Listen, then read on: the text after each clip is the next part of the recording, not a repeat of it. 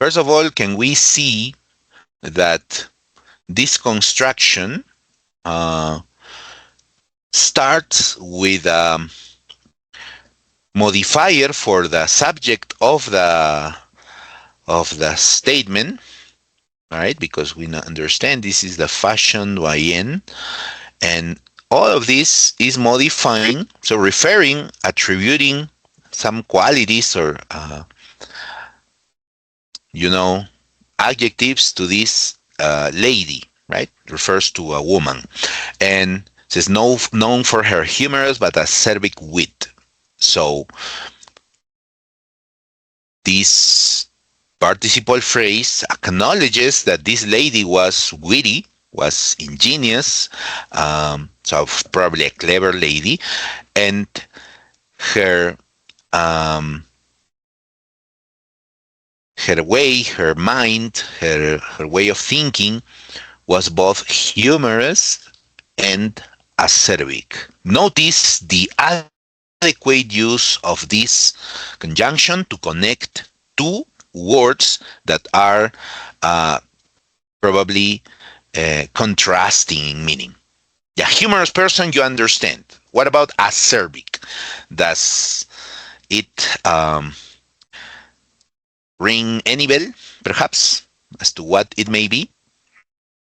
Yeah, you know, there is a similar word in Spanish, acerbo. And what does it mean? Well, there are two words like that in Spanish. One with a B, the other with a dentolabial consonant, right? Like it's a V. So this one is, closing meaning to bitter. So interesting, right? Humorous but bitter. So the two contrasting qualities of her wit. Um, and we understand if these two adjectives are already impregnated in a modifier prior to the mention of the subject, then probably what the statement develops about this lady probably uses a parallel construction to that of the participle phrase. Why? Because we see that the two adjectives missing in the blanks are both applicable to her manner. So this has to do with her way of thinking or acting. So we understand there must be a probably one-on-one correspondence between the two blanks and these two interesting adjectives. So that helps us, a lot, right, with our predictions.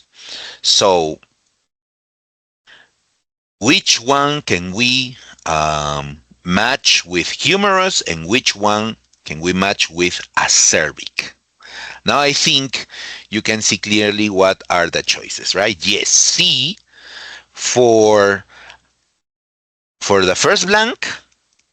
Are you sure? No, because it is no match with humorous, right? Yeah. Um, a better match with humorous is amusing, right? Funny. Okay.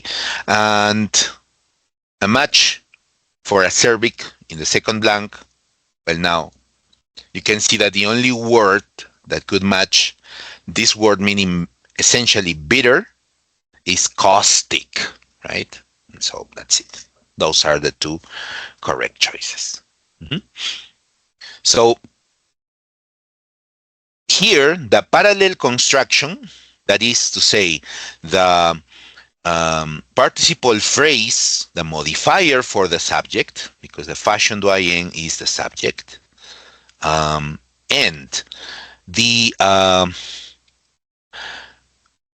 complement of this statement, of this independent clause, because she commented something, or she commented something in a certain manner. So this prepositional phrase, in her usual, simultaneously, blah, blah, blah, and yada, yada manner, this prepositional phrase modifying the action here, the verb, Um, they are parallel with the participle phrase modifying the subject because of these, two words. They have to be referring to something similar, okay? That is her way of thinking or acting. And so um, that's what helps us see the connection, okay, between those initial adjectives and the two blanks. The parallelism doesn't come just from the fact that we have a participle phrase modifying the subject and it has to be parallel with the rest of the statement. No, just because of here they mention manner. Okay, because if the two adjectives were referred to something else, maybe we need to look for our clues somewhere else as well.